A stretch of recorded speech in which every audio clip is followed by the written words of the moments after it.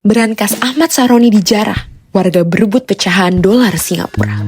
Rumah Ahmad Saroni di kawasan Tanjung Priok, Jakarta Utara porak-poranda setelah diserbu massa pada Sabtu sore 30 Agustus 2025. Tidak hanya rusak parah, barang-barang berharga di dalam rumahnya juga ikut dijarah.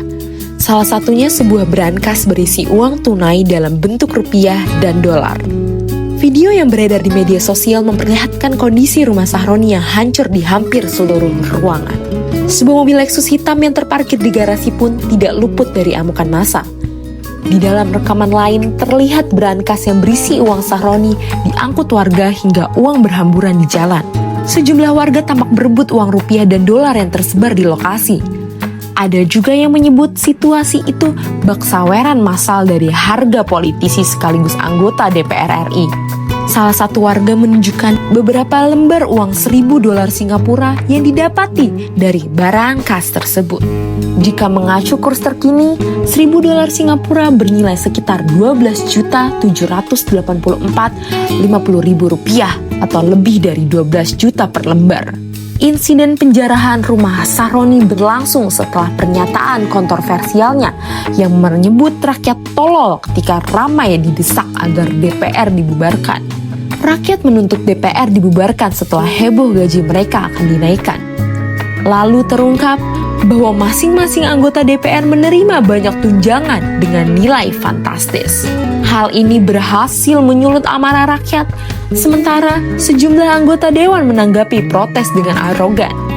Saroni memang dikenal vokal menanggapi isu gaji anggota DPR yang menembus 100 juta per bulan. Dia pernah berujar bahwa gaji dan tunjangan anggota DPR pada akhirnya akan kembali ke rakyat. Begini ujarnya, "Kita anggota DPR, ini sangat menyadari bahwa kita merupakan pejabat publik yang digaji oleh masyarakat, dan pada akhirnya uang tersebut akan kembali ke masyarakat." Lanjut, melalui apa? Salah satunya program kerja dan berbagai bantuan sesuai aspirasi masyarakat di Dapil. Begitu tuturnya. Saroni menjelaskan bahwa dirinya yang terpilih dari Dapil DKI Jakarta 3 selalu berupaya menjalankan program yang sesuai kebutuhan masyarakat. Begini ucapnya, "Contoh, untuk di Dapil saya, salah satunya masalah yang kerap muncul adalah banjir. Ya, selanjutnya tim saya akan membentuk program-program terkait bantuan dan menanggulangi banjir."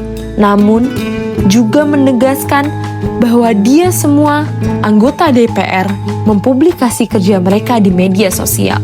Ya, ibarat tangan kanan memberi, tangan kiri tidak mengetahui. Tapi, saya yakin kok kalau ditanya ke masyarakat di dapilnya masing-masing, pasti merasakan program dan bantuan dari anggota dewan yang terpilih. Begitu tegasnya. Mereka begitu, publik tetap menyoroti nominal gaji DPR yang dianggap terlalu besar dibandingkan dengan kinerja mereka.